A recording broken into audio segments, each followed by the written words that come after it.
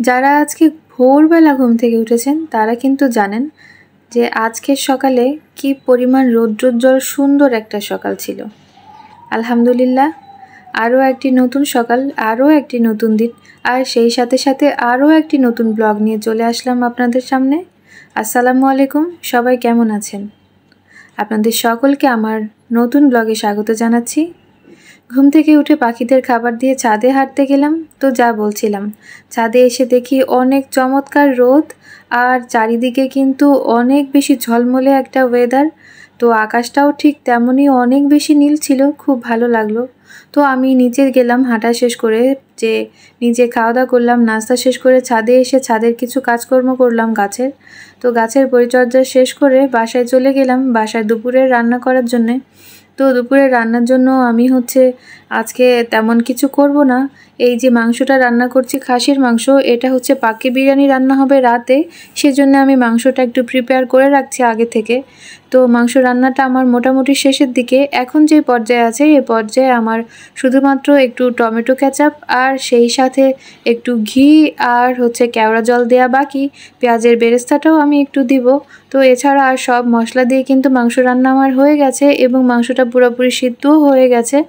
তো এই তো মাংস রান্না শেষ হয়ে যাওয়ার পরে আমি যা যা দেওয়া বাদ ছিল সেই সব কিছু দিয়ে আমি মাংসটা খুব ভালো মতো আমি তেল বের হওয়ার আগ পর্যন্ত রান্না করতে থাকলাম এবং রান্না পুরোপুরি শেষ করলাম। তো আর একটা যেটা বলতে চেয়েছি, আমি আজকে একটু সবজি খিচুড়ি রান্না করেছি। তো এটা পুরোপুরি ভাতের চাল আর সারা রাত ভিজিয়ে রাখা ছোলার ডাল দিয়ে এটা আমি রান্না করেছি।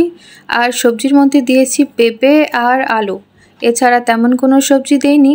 তো এই যে রান্নাটা, এই খিচুড়ি রান্নাটা কিন্তু একদম দেশি স্টাইল, আর এটা আমার খুব পছন্দ।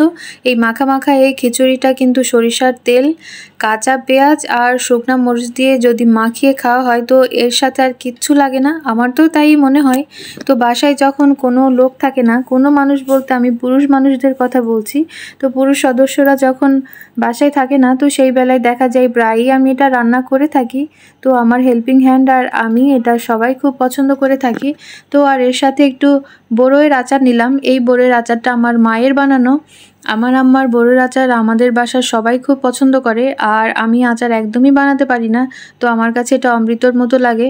তো খিচুড়িটা কিন্তু আমি আগেই সব পেঁয়াজ মরিচ দিয়ে মাখিয়ে নিয়েছি, তো তারপরেও একটা কাঁচামরিচ আর একটু কাঁচা পেঁয়াজ নিলাম, সেই সাথে আচার আর ডিম ভাজি।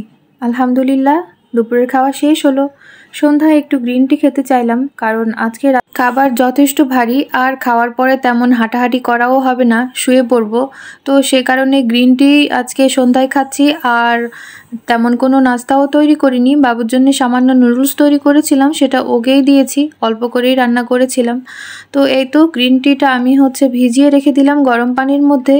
তো গরম পানি দিয়ে যেই ভিজিয়ে রাখা, কারণ গ্রিন টির নির্যাসটা বের হতে বেশ কিছুক্ষণ সময় লাগবে, ভিজিয়ে তাই রেখে দিয়েছি। আর লেবুর রসটা আমি পরে মেশাবো।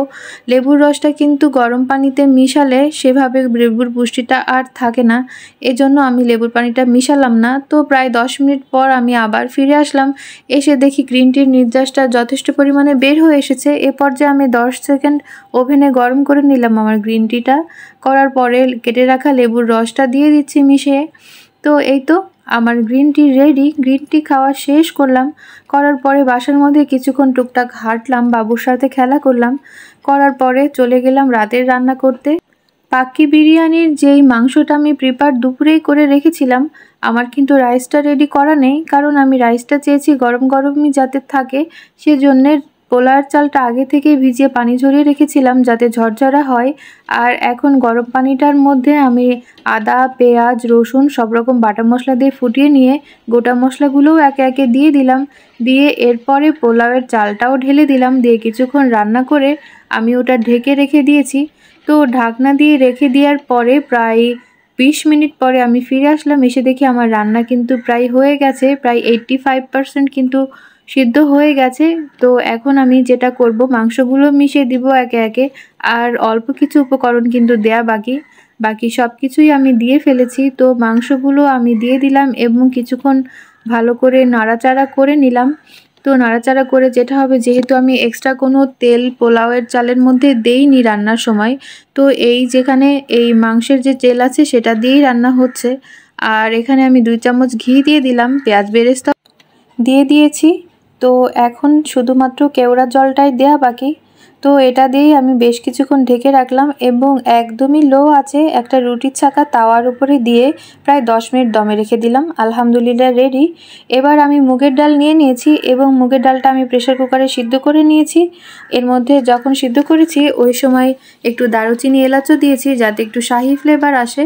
আর এখন একটু পেঁয়াজ আর একটু রসুন কুচি সেই সাথে জিরার ফোড়ন দিয়ে আমি ডালটা তেলে দিয়ে নিলাম।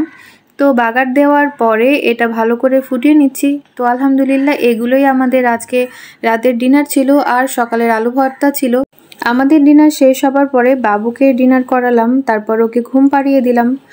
তারপরে চলে গেলাম নিজেরা একটু পড়াশোনা করতে। তো একসাথে পড়তে বসেছিলাম, সাথে রং চা। কিছু প্রফেশন আছে যে সারা জীবনই পড়তে হয়, আমাদের অবস্থাও তাই। সবাই ভালো থাকবেন, এখানেই বিদায় নিচ্ছি। আল্লাহ হাফেজ।